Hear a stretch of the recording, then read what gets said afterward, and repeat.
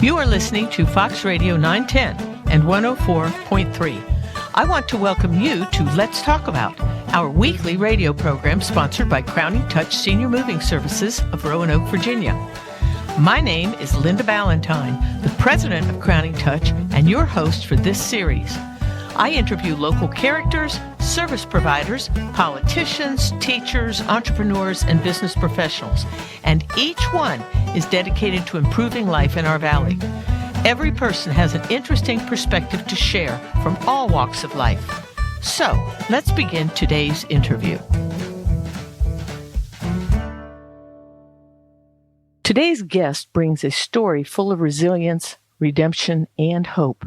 At just 17 years old, she made the heart-wrenching decision to place her child into the foster care system, a choice that would deeply shape the course of her life.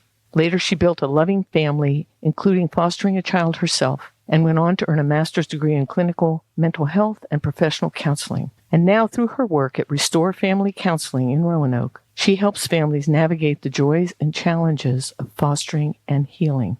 Robin Flint, I want to welcome you to Let's Talk About. Thank you. I'm so happy to be here and share. Well, you've got a lot to share. I do. And let's take you back when you were 17. What was life like for you then? I think at 17, I was a typical teenager who thought I knew everything. Were you here in Roanoke? Did you grow up? I was here in Roanoke. Okay. Yep. I went to Patrick Henry High School. Okay. And I was going into my senior year. I was madly in love. Yeah. You know, like every teenager. I was madly in love at 17. Well, unfortunately, we had an unplanned pregnancy, and fear took over. At that point, I didn't have a relationship with the Lord. I knew of the Lord, Right. but hadn't made a decision. Right. So fear took over. So you really were alone. I was pretty much alone, yeah. My parents were both divorced and remarried, so there was a lot of hands in the pot. Right. And A lot of opinions. A lot of opinions. And I was, my stepfather, I love him to death, but he was one that thought fear was the tactic to use of don't you ever get pregnant or I'll throw you out kind of thing. So that mentality was what I had in my head. I bet you did. And so when I found out I was pregnant, I hid my pregnancy for 9 months. Nobody knew I was pregnant. I don't know how in the world you did that, but it's amazing. Women do manage to do that. They do. It's amazing. The fear that comes into play and the unknown and the questions. And so I hid my pregnancy until I couldn't hide it anymore. And my story is kind of long and hard, but the gist of it is that at 39 and a half weeks, I told my parents that I was pregnant. And I had decided I was going to parent my child,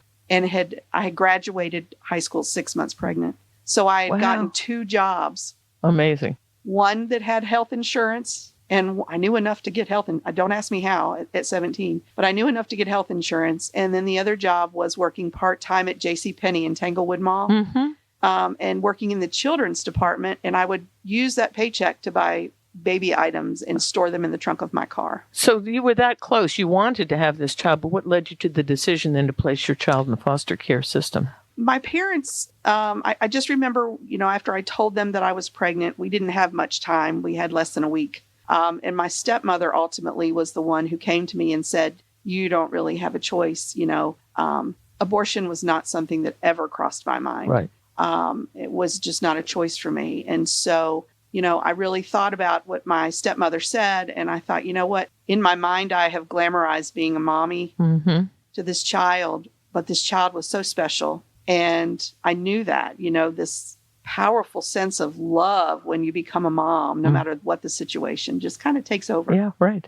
So I decided, I really, other than having this glamorized fantasy of being this child's mother, I just knew that I was not prepared financially or emotionally or equipped in any way to be a mom. You sounded like you must have been a pretty mature kid. Even the way you ordered your life prior to giving birth says a lot about the fact that you had you were down to earth. You had a grip on reality about I did what it would really be for you. Right. I did. It was very, it was scary, yet exciting, yet life-altering, life-changing. That one choice that I made shaped my entire life to this day. continues to shape my entire life. So did everybody react? You made the decision. Tell me about actually making that decision. So you give birth in the hospital. How long did they let you keep the baby? Just a few hours? Well, the laws were a lot different back then. We're talking in the 80s. Mm-hmm.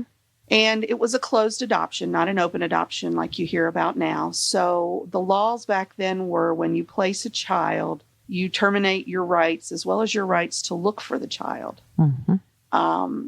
At that point in time, I remember going into labor. I was not allowed to have anybody in the room with me, no family, no mom, no dad, nobody. Wow. I went through labor by myself and delivery by myself. And the next day, a woman showed up from an adoption agency locally, said, sign here and sign here. I don't know what I signed. Wow. No. I did not know that apparently you have 6 weeks to change your mind. Wow. I didn't know that. Do you think you would have? No. Right. I don't think I would have. But I think that the system was so broken that I wasn't told. Yeah, somebody should have encouraged you, or at least been transparent about all your choices. And then I held him for 4 hours. Right. And that was so. It was a little boy. It was a little boy. Yeah. And he had the most mesmerizing blue eyes and blonde hair I'd ever seen. Oh, come on. He was adorable. And so I held him for 4 hours. The father held him. We called our mothers who came in and held him. And then I walked out of the hospital empty-handed. Amazing. Yeah. That's tough. It was. And so then how did, what kind of a support system did you walk back into? In other words, how did you pick up your life, and what type of emotional challenge was there? Was there counseling for you? No, not for many, many years. My family was never one that talked about hard things or deep things. They were just get on with it kind of folks, right? Exactly. And, my parents did the best they could with what I gave them. I didn't tell them, let's be fair, that I was pregnant. Right. So it was one of those things like, let's make sure she doesn't think this is a happy occasion. So we never talked about it from that day forward. About 2 years later, I was finally diagnosed with anxiety and depression because my life changed and who I was changed drastically. But there was no support system at that point. What do you wish that you might have been told at 17? Was there anything, would it just have been necessarily, even people with relationships with the Lord make those types of mistakes. We make mistakes all throughout our life, even if you have a relationship with the Lord. Absolutely. So there's no guarantee that if you had, you would have made a different decision and even not become pregnant. But, absolutely. Well, we know that giving up your child impacted you. And then there had to have been a turning point where you felt like you started to heal from that experience. How far down the road was that? The healing really did not come for me. It was more of an ignorance is bliss type of thing. 2 years after my son was born, I met my husband. And at first I was scared to tell him, Mm-hmm. I had a picture.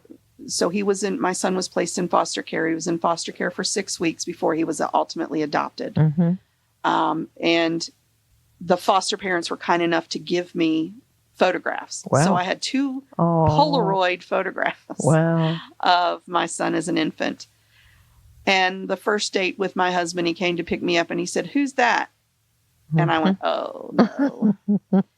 So that was the first true test. And my husband is a tower of grace and strength, and his family's who introduced me to the Lord. Wow.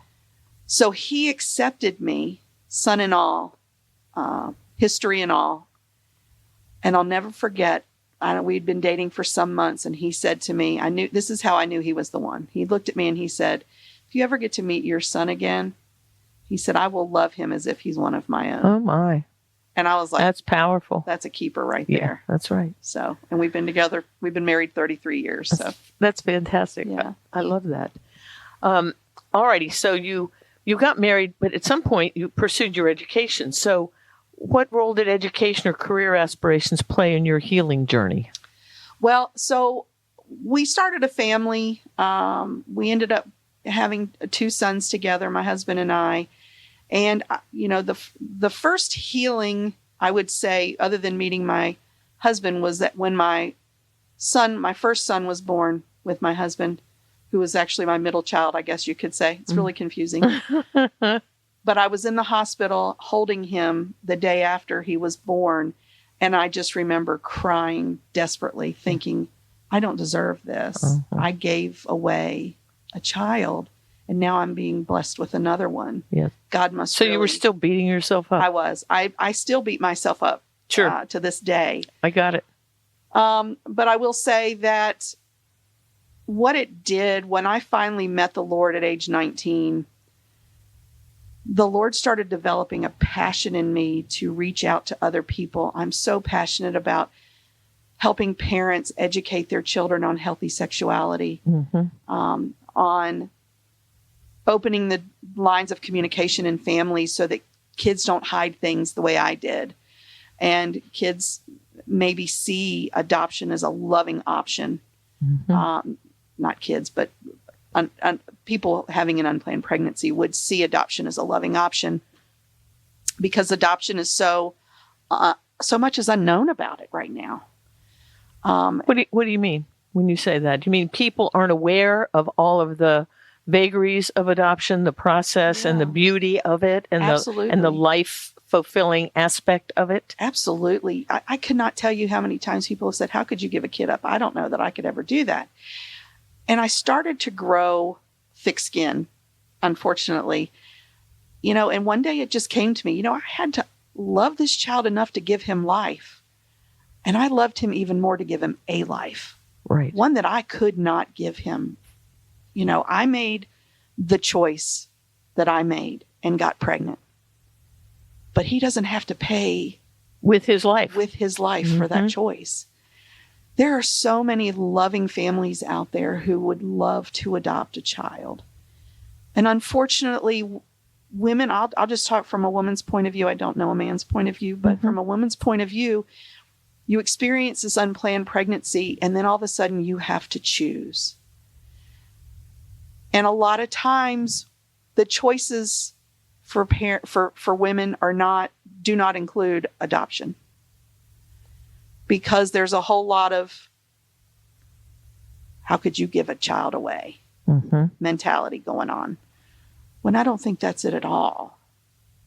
I think it's loving someone enough to know that life is valuable, that God has a purpose for every single life, no matter how it came into play. Right?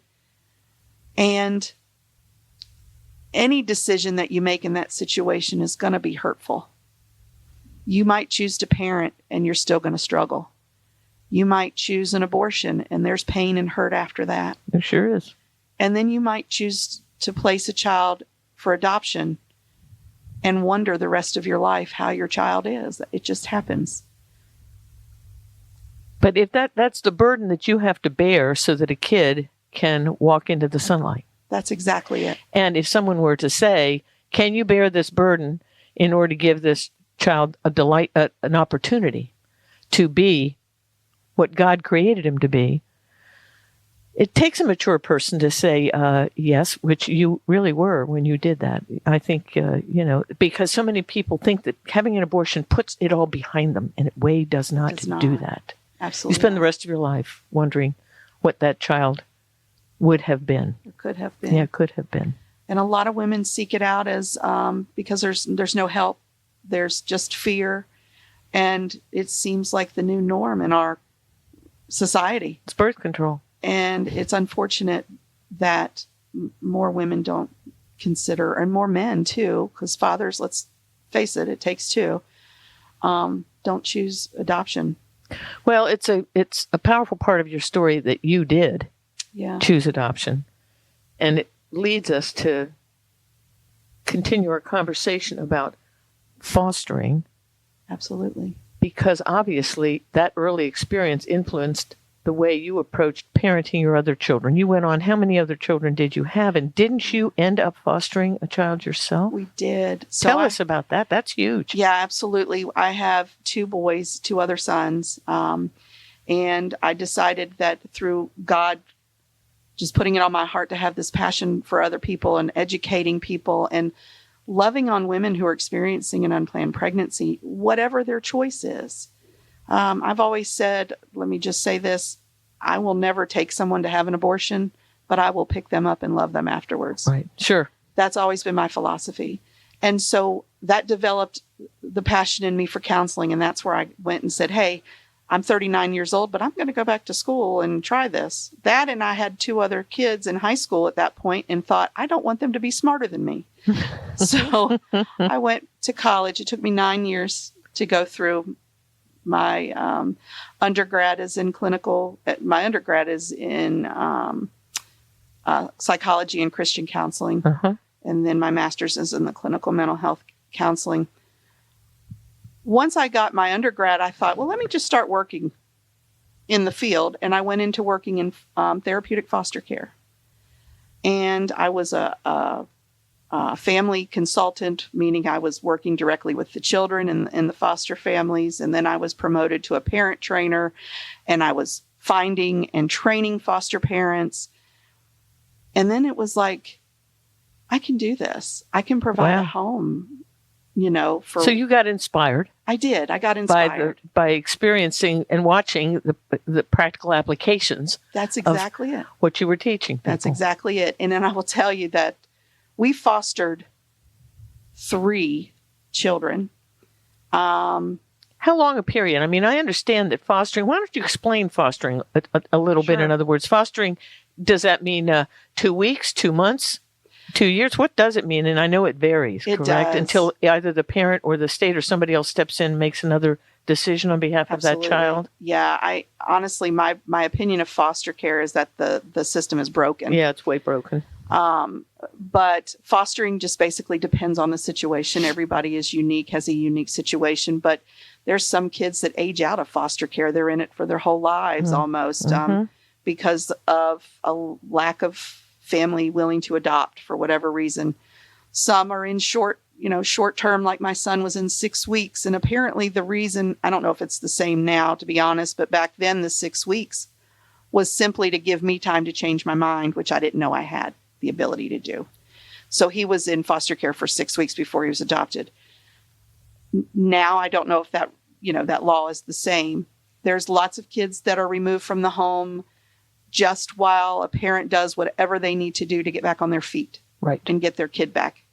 And do the parents know that? In other words, if I made myself available as a candidate, and by the way, we interviewed not long ago Renee Brown she's the executive director of DePaul Community Services. And she was instructing us on some of the challenges. And by the way, she's giving a class, a lecture on fostering at the Higher Education Center. That's wonderful. Yeah, she is coming up. So people can contact DePaul to find that out. But at any rate, she was saying that when kids go into foster care, do the parents know how long that child is going to be there? Are you forewarned? Are you told that this child is... You're informed of the circumstances because you're trying to address and be supportive of whatever need that child has, whether they're 3 or 13 or... Yeah. Right? So they are sort of aware. There's a lot of factors that go into play. Lots of times there's a lot of ducks that have to get put into a row before a person can get their child back. There's usually a plan. So a parent might have to do A, B, and C. And the court will dictate how long, it is. Like the parent has, for example, 3 months to do A, B, and C. And then there's another court hearing to determine whether or not they go back. Sometimes it doesn't work out that way. And 3 months turns into 6 months, and 6 months turns into a year. Sometimes we have to have visitations back with mom or dad before we can reunify. The goal is always reunification with foster care until it isn't. Correct, until they've really ruled it out. At what age do they start including the child in any of that, or do they?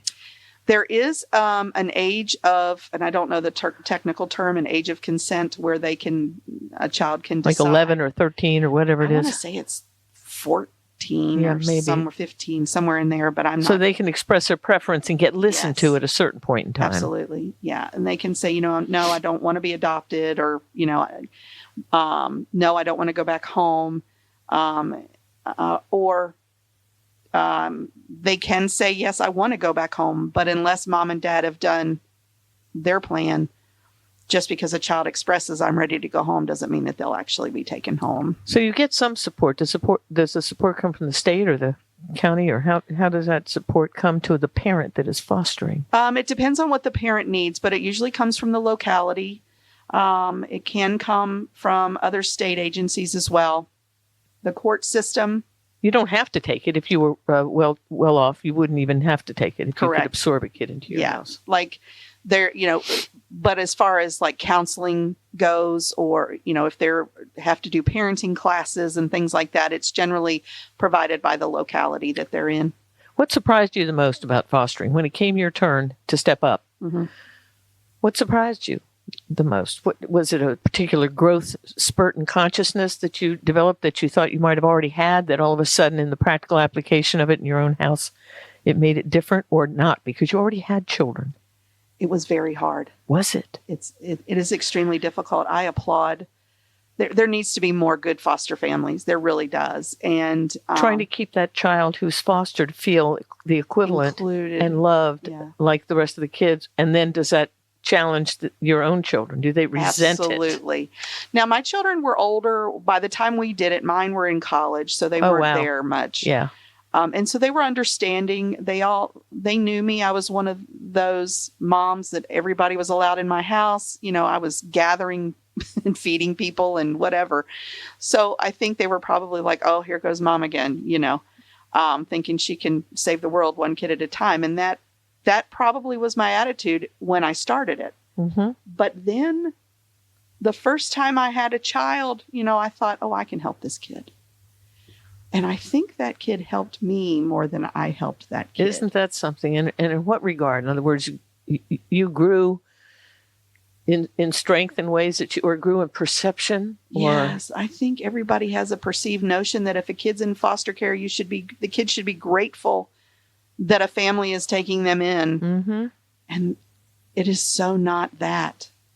Children are bringing with them so much hurt that has been placed on them, the baggage of their parents, the baggage of their families, the baggage of their other siblings. There's so much trauma that comes along with these children, and to expect for them to feel any sort of gratefulness to you is completely unreal. Yeah, because the people they trusted the most, their world has collapsed. Absolutely. That's got to be devastating. Absolutely. So I learned how to look inside the child's mind a little bit more and try to see things from their perspective. And not just from a parental perspective. I really wanted to see from the lens of the kid being in foster care. And think about, nobody asked them if they wanted to be pulled from their home. Right. Nobody asked them if they wanted to be placed in mine. This is being done to them, not at their request, generally speaking. And so I had to learn to show a lot of grace, a lot of empathy and compassion. And that has truly, truly helped me in my counseling. Well, to burrow down on that, can you share a memorable moment, good or challenging, from your time as a foster parent? Is there an incident that comes to mind when you reflect back over having that child in your home? So we fostered for about a year. We fostered 3 children, and then we had some respite people that would ask the kids I had developed relationships with, would be like, can we go to her house for respite? So we'd have more in the home. But we had 3 that lived with us. There were many times that I can tell you about some horrible incidents, and some heart-wrenching things, but I'd like to focus on the good. And when we ultimately stopped fostering because I had a health issue and we weren't sure where that was going to take us. So physically I couldn't do it anymore. So one of the children that we fostered ended up going to another foster parent, and that foster parent stayed in touch with me until the child graduated from high school. Wow. And the child would talk to me and get on the phone and tell me all of his accomplishments and how he was doing. And I remember that child who came into my home as an abused boy who was kept in a cage and who was fed 1 cup of coffee and a piece of toast a day, and that was it. Oh, in his my. old house. And he had to use the bathroom in a closet. And And to see him, go to high school and join the band and graduate and make good grades and, just to see him flourish, it was like, wow. That's really, that's a powerful. The resiliency. Mm-hmm. That had to really affect you in a deep place. It did. That would keep you fired up. And I'm sure you take all of that with you into the counseling that you do. So you are at restorefamilycounseling.org. Yes. People can go to that website. Absolutely. If they wanted to counsel with you and ask you, because if they wanted support in any way, if they wanted to schedule a meeting or some time with you, they can call. Absolutely. 540-870-1973, because you have a lot of street cred, as they would say. You have been there, Robin. Been there, done that, got the T-shirt, and I'm a member of a friend of mine says, I'm a member of a club that nobody wants a membership to. If someone listening today is struggling with a difficult decision about fostering, either they're in it or they're thinking about doing it, what would you want them to know? We've got a minute where you can just leave them a message. What do you think? If someone is experiencing unplanned pregnancy, there's resources out there and people that will love you through it. If you're considering fostering, reach out to your locality and learn about it. Pray about it. That's the biggest thing. And make sure your family's on board. And if you're interested in learning more about adoption, there's a lot of agencies around, good agencies that can answer questions. And I'm willing to answer any questions that I can help answer. I'd be happy to be a resource for anybody, to answer any questions regarding being a birth parent or an adoptive parent or a foster parent for that matter. Well, you went through the test, and that's why you have a powerful testimony. Thank you. Thank you so much for sharing your powerful story with us today. And your journey from personal experience to professional expertise is truly inspiring. Okay. And again, for today's listeners, if today's conversation touched you or sparked questions, know that help and hope are always within reach. Certainly, please call Robin Flint. Again, at 540-870-1973. Thank you so much, Robin. Thank you. God bless you. You've been listening to Let's Talk About, courtesy of Crowning Touch Senior Moving Services of Roanoke, Virginia, the only moving company with a consignment shop, auction house, and real estate division. We are a one-stop shop for any senior making a move. Check out our website at crowningtouchusa.com. Or if you are planning a move, call Anna at 540-982-5800 to arrange a free estimate. And don't forget to check out our monthly browse and bid auctions at 6712 Williamson Road in Roanoke, where you can bid online on over 1,800 items each month. Meanwhile, let's get back together next Friday at noon for more of Let's Talk About on Fox 910 and 104.3.